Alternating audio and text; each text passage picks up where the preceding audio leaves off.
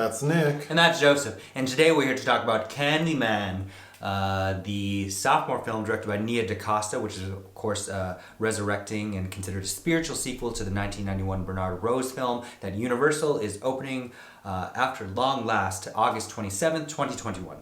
What is Nia's first film? A film starring Tessa Thompson called Little Woods, which I have seen. I think Neon had distributed it. We have a copy if you want to see it. Okay.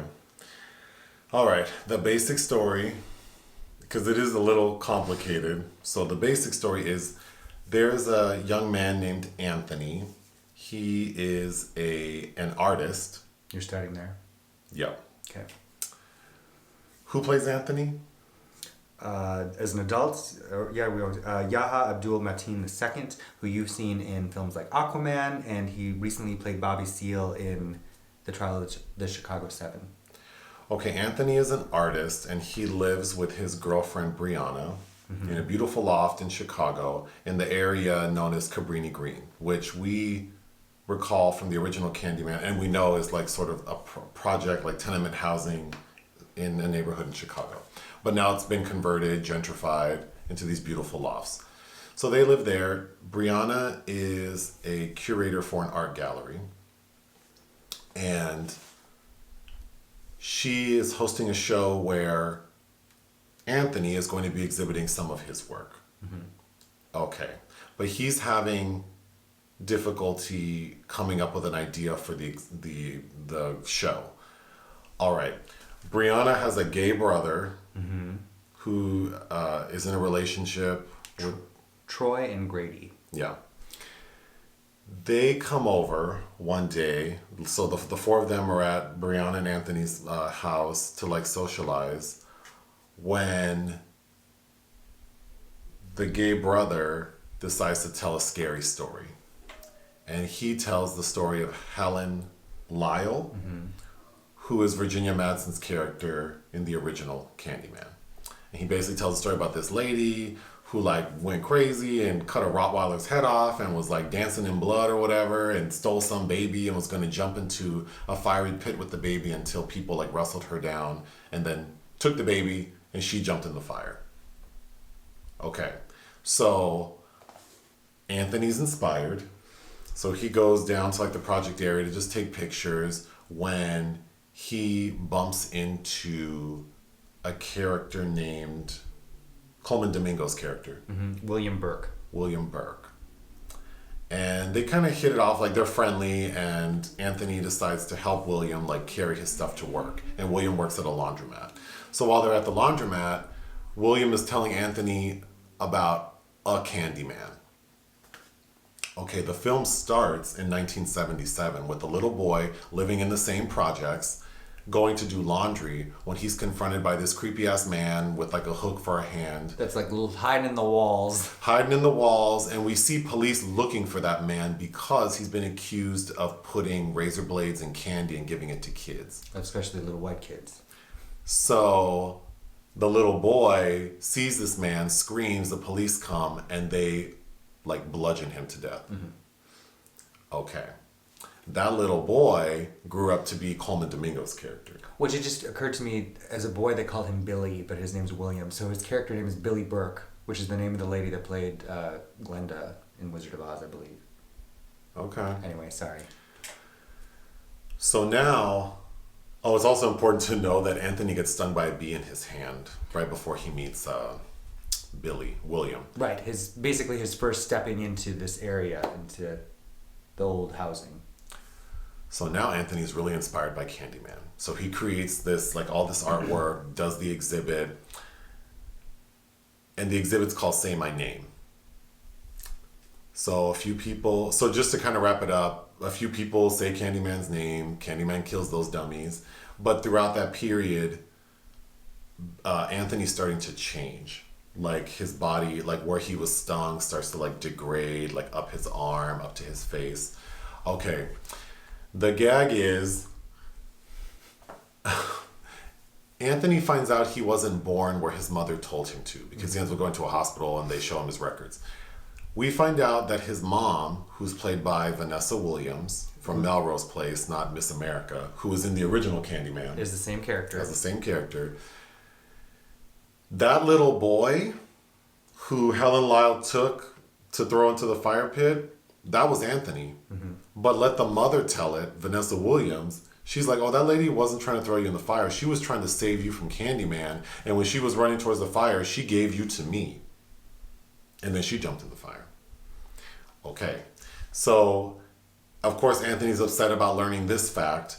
Then we find out from William, Colman Domingo's character, that, like, he's prophesizing that Anthony is going to be the next Candyman. So we learned that sort of every generation has a Candyman, but there are all these black men who lived, or an incident happened to them in these Cabrini Green projects. So like Tony Todd's character from the first film, he was a black man in the 1890s who had a relationship with this white woman on land that was where the projects are now.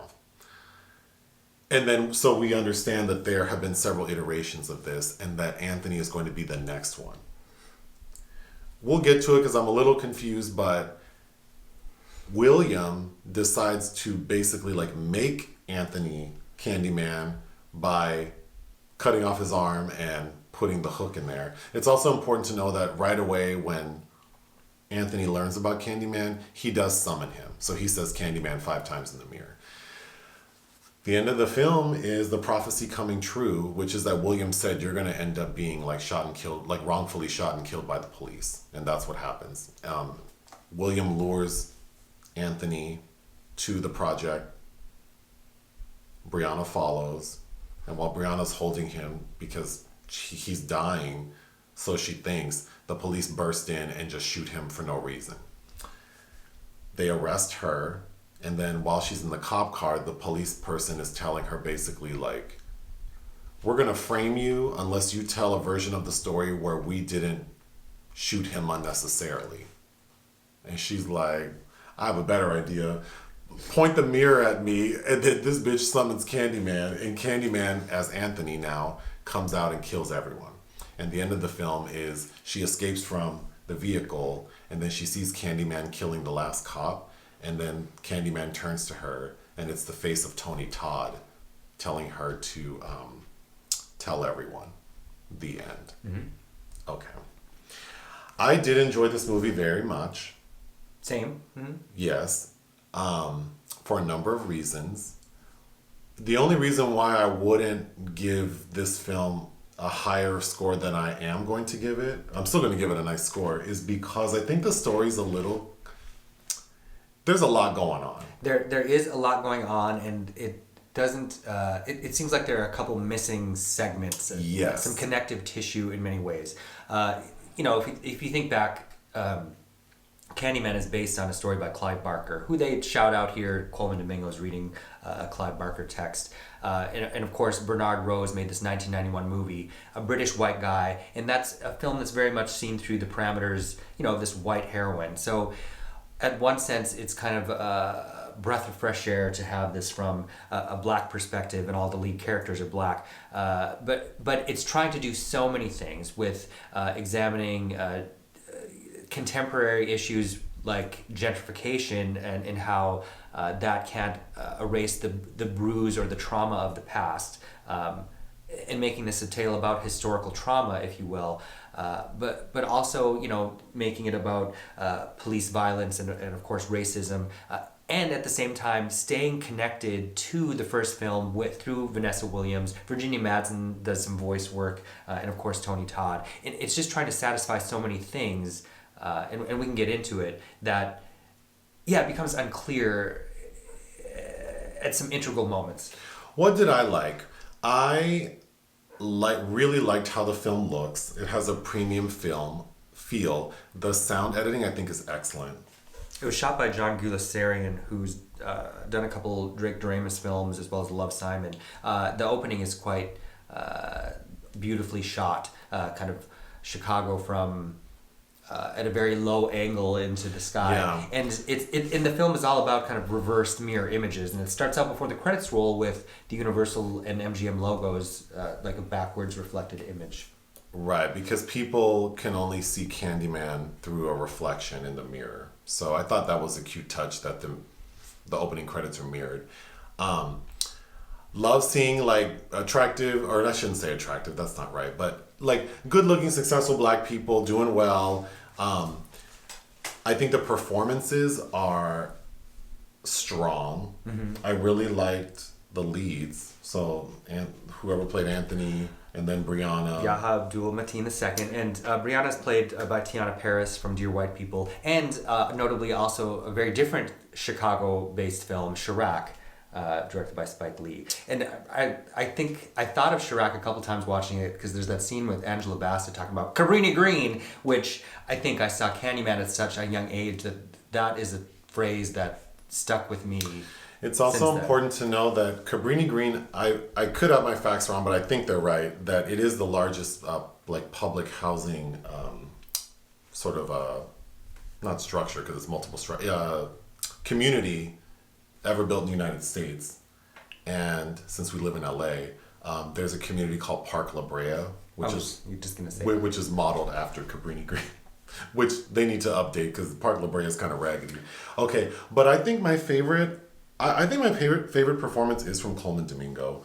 He's quite because good. His character, it's creepy how he rolls up on Anthony, but then he also seems very friendly. And then there are little subtle changes to his demeanor that at one moment make him seem like a cool ass guy, but then also like this motherfucker's crazy. And then towards the end when he's just unhinged because he really is like, I'm gonna make you Candyman.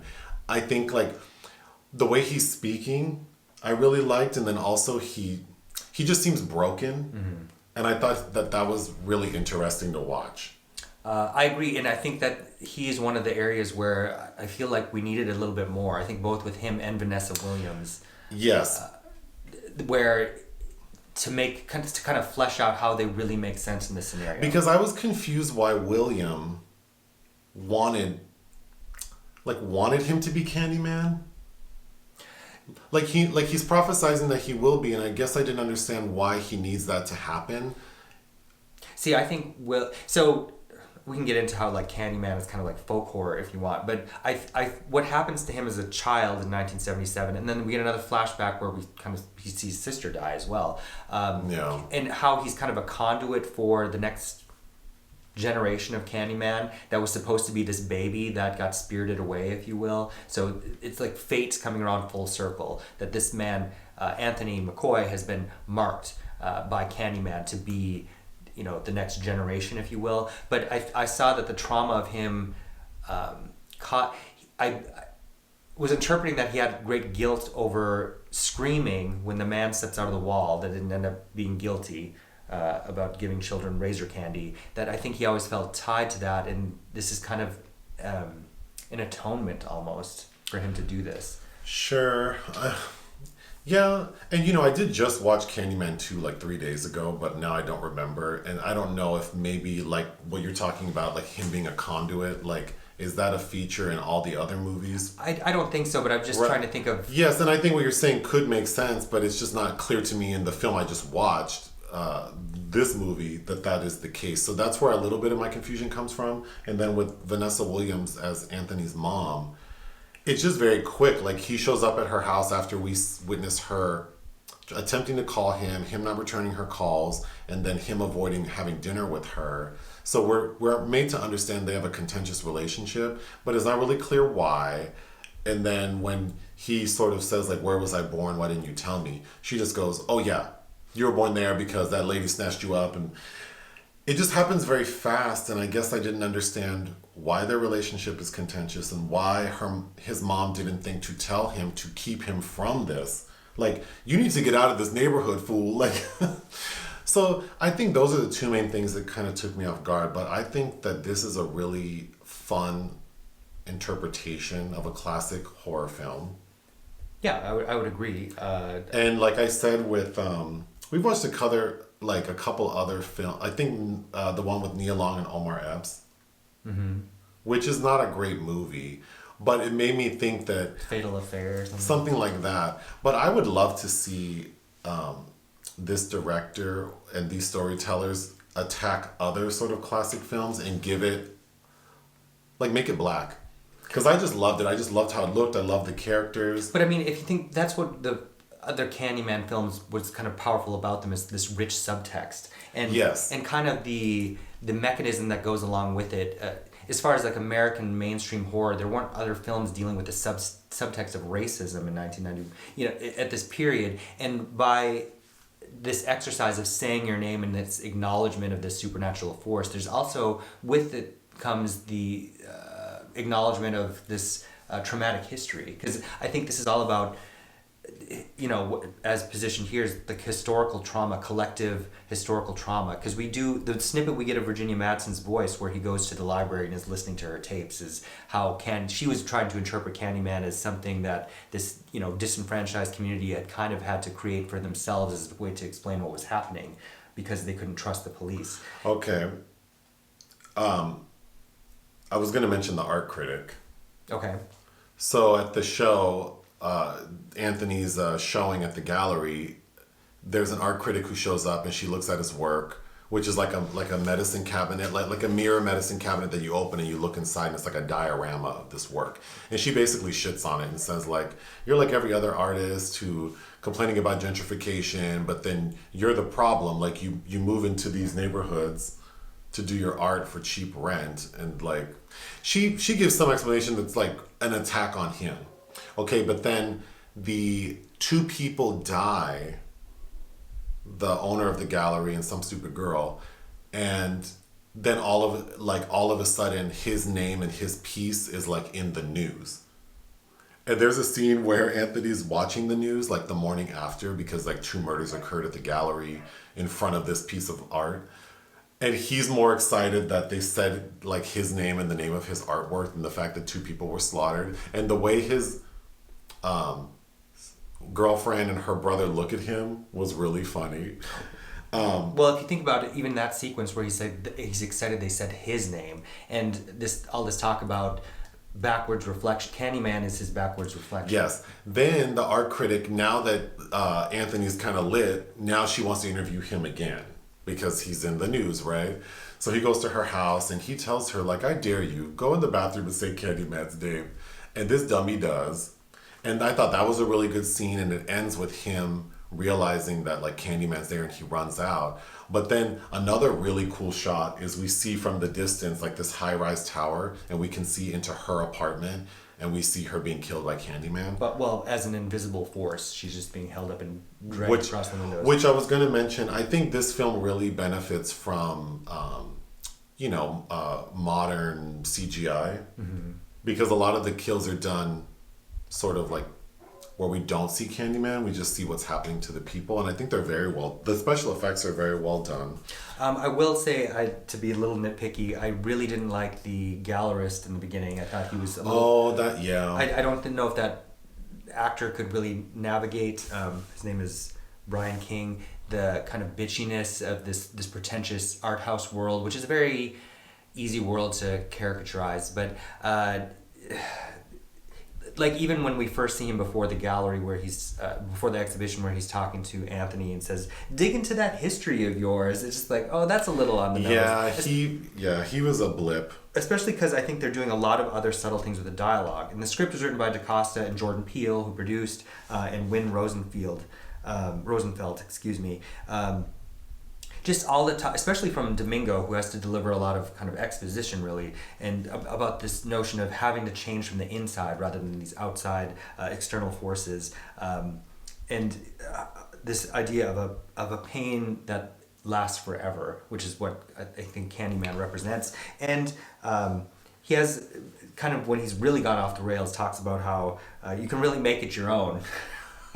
Which is really what this film is doing. It's making it its own. Anthony's hand and like the sort of infection that's creeping up happens very quickly. But at a point, I'm like, he needs to go to the doctor. And then another point, he picks at it, and I couldn't. It was pretty gruesome. Yeah, there's a little bit of body horror going on in there. Little bit. I want to give a shout out to Brianna's character wrapping her hair at night. Mm-hmm. I really appreciated that. Oh, there were a lot of small touches with her too, like looking down the basement. She's like, nope, not. Yeah, there's a call out to her. Yeah, like going down a dark basement, and she's like, not today. And I kind of want to bring that up too. Is there's almost a little something. Of course, we feel bad for what's happening to Mateen's character, but at a point, it switches almost abruptly to kind of Teyonah Parris's Brianna.